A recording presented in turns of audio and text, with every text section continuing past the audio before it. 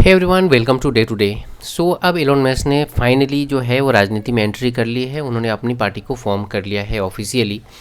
अभी तक उन्होंने उसकी रजिस्ट्रेशन नहीं कराई है, बट ऑफिशियली उन्होंने इसका अनाउंसमेंट कर दिया है। And we will understand in this video कि ये क्यों इन्होंने पार्टी बनाई, क्या ज़रूरत पड़ गई कि वो रॉकेट बनाने वाला और कार बनाने वाला इंसान को पॉलिटिकल पार्टी बनाना पड़ गया। सो ऐसे तो हम लोग ये ऑलरेडी कवर कर चुके हैं, बट आज हम लोग इसको डिटेल में समझेंगे। जितने भी मेजर न्यूज़ चैनल्स हैं न्यूज़ को कवर किया, बिकॉज ये बहुत ही इंपॉर्टेंट न्यूज़ होने वाला है।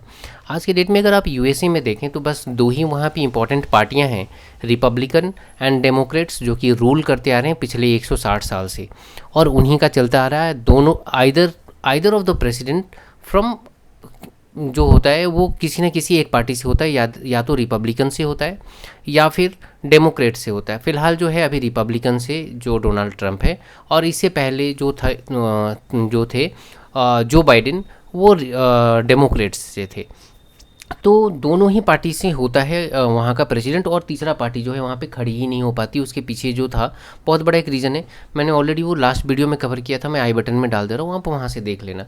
यहाँ पे हम लोग डिस्कशन करेंगे कि अभी फ़िलहाल एलॉन मस्क जो है वो क्यों पॉलिटिकल पार्टी फॉर्म कर रहे हैं और क्या स्टेटस है अभी।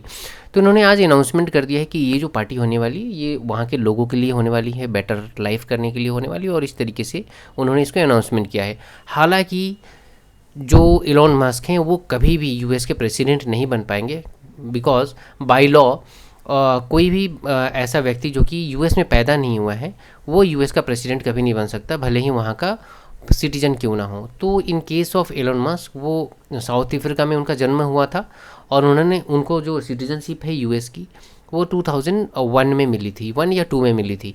तो इस तरीके से वो कभी भी वहाँ की प्रेसिडेंट नहीं बन पाएंगे। बट ओबियसली है कि अपनी पार्टी अगर ऑन करेंगे तो उनका जो भी लीडर होगा डेफिनेटली उनके इन्फ्लुएंस में रहने वाला है। उन्होंने ट्रंप के साथ में भी ये कोशिश की थी, बट ट्रंप जो है वो कहीं ना कहीं उनकी बात नहीं मान रहे, और दोनों की बात बिगड़ गई on one beautiful big beautiful bill जो लेके आ रहे हैं ट्रंप, उसके ऊपर में बात जो है वो बिगड़ गई है।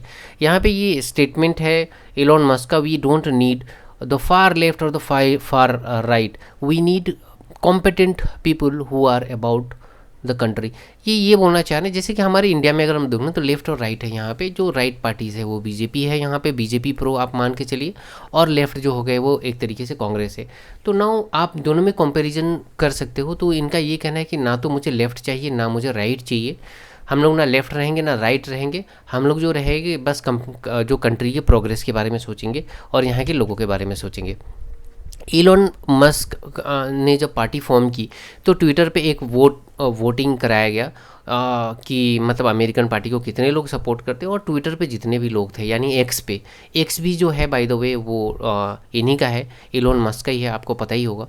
तो वहाँ पे जो वोटिंग हुई तकरीबन 12 लाख लोगों ने जो कि मस्क के फेवर में वोटिंग किया है, right. That is 65% of the total voters, जितने लोगों ने वोट किया उसमें 65% किया। और ये बहुत ही चिंता का विषय होने वाला है बेसिकली जो डोनाल्ड ट्रंप के लिए, क्योंकि इनका ही पार्टी जो है रिपब्लिकन, इसी के अगेंस्ट में जाके कहीं ना कहीं ये पार्टी का फॉर्मेशन इलॉन मस्क करने वाले हैं, और इसका फ़ायदा जो होगा वो होगा डेमोक्रेट्स को, बिकॉज इन्हीं के साथ में रिलेशन ख़राब होने के बाद में ये पार्टी का फॉर्म हुआ है। और आगे आप देखोगे जो वोट कटते हुए नज़र आएंगे वो वोट कटेंगे डोनाल्ड ट्रंप की पार्टी के, यानी कि रिपब्लिकन का वोट कटने वाला है, और जो फ़ायदा होने वाला है वो डेमोक्रेट्स का होगा। और कोई सरप्राइज़ भी ना हो कि ये दो पार्टी से लोग जो है वो परेशान हो गए, क्योंकि उनके पास में थर्ड ऑप्शन है ही नहीं। थर्ड ऑप्शन किसी को वोट देंगे वो वोट जो है वो बेकार हो जाएगा। अल्टीमेटली जो है ये दोनों पार्टी से कोई ना कोई जीतता है, क्योंकि यूएस में क्या होता है कि कैंपेन्स वगैरह काफ़ी महंगे होते हैं, तो छोटी पार्टी जो है वो अफोर्ड ही नहीं कर पाती उस चीज़ को। और वहाँ का लॉज भी काफ़ी स्ट्रिक्ट है, 50 के 50 स्टेट में आपको प्रॉपर रजिस्ट्रेशन करना पड़ता है, जो उनका रजिस्ट्रेशन का प्रोसेस है, जो कि काफ़ी टफ प्रोसेस होता है। इसीलिए वहाँ पे काफ़ी फंडिंग वगैरह लगता है, तो कोई तीसरी पार्टी खड़ी नहीं होती। बट इलॉन मस्क के केस में ये चीज़ नहीं है, ही इज़ वेरी रिच, उनके पास में पैसे की कोई कमी नहीं है, people know him very well, और टेक्नोलॉजिकली वो काफ़ी वो प्रेजेंस है, उनका खुद का इंटरनेट है, सोशल मीडिया उनके कंट्रोल में है, कंट्रोल में नहीं है मतलब उनका खुद का ही, और एक तरीके से तो कंट्रोल होता ही है। जो उनका एक्स प्लेटफॉर्म है तो इस तरीके से इनके पास में बहुत एडवांटेज है बाकी लीडर्स के कंपैरिजन में, राइट। ये वही पोस्ट है जहाँ से इन दोनों की लड़ाई स्टार्ट हुई थी, और उसके बाद में इलोन मस्क ने जो है वो अनाउंस किया था कि वो खुद की पार्टी बनाएंगे, और जहाँ पे ट्रंप ने उन्हें धमकी दी थी कि उन्हें साउथ अफ्रीका वापस भेज देंगे। और ये इलोन मस्क की पार्टी जो है, ये आने के बाद में क्या चेंजेस आपको देखने को मिल सकता है? Disruption of the two party system. वहाँ जो टू पार्टी सिस्टम है आज के डेट में, एक तो है रिपब्लिकन और एक है डेमोक्रेट। लोग कहीं ना कहीं परेशान हो गए हैं इन दो पार्टी से, और उनके पास में नोटा का भी ऑप्शन नहीं है यूएसए में बेसिकली, क्योंकि थर्ड ऑप्शन है ही नहीं उनके पास में। थर्ड ऑप्शन अगर किसी को वो वोट देंगे तो उनका जो वोट है वो बर्बाद होगा, क्योंकि थर्ड पार्टी कभी भी जीत नहीं पाएगी। ग्रीन पार्टी ने एक अच्छा परफॉर्मेंस दिया था एक समय, बट वो भी आगे कभी भी नहीं आ पाई। Threat to Trump and Republican, obviously already हम लोग डिस्कशन कर चुके हैं कि जो ट्रंप को प्रॉब्लम होने वाली है, उनकी पार्टी को प्रॉब्लम होने वाली है।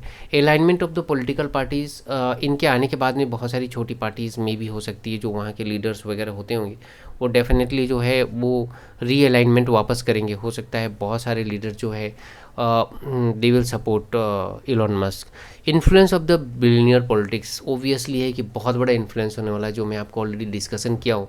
जिनके पास में बहुत सारी जो बड़ी कंपनियां हैं, और बेसिकली इनके पास जो इंटरनेट सर्विसेज है, देन इनके पास में जो एक्स प्लेटफॉर्म है, इसका इनका बहुत बहुत बड़ा फ़ायदा मिलेगा इन कमिंग डेज, और इनका रुतबा है और लोग इनको जानते हैं वहाँ पे। Then tech versus legacy. Tech, आप जानते हैं ये टेक में बहुत आगे हैं। टेक में इनका तो कोई भी आज के डेट में कोई तोड़ ही नहीं है, इनके साथ में कोई ये नहीं है। जब नासा को ये टक्कर दे सकते हैं, तो फिर आप सोच सकते हो स्टेटस है यूएसए के अंदर में आज के डेट में। So this is the end of this video, and I hope you like this video. Please subscribe my channel. I will keep on bringing such informative video for you. Thank you very much.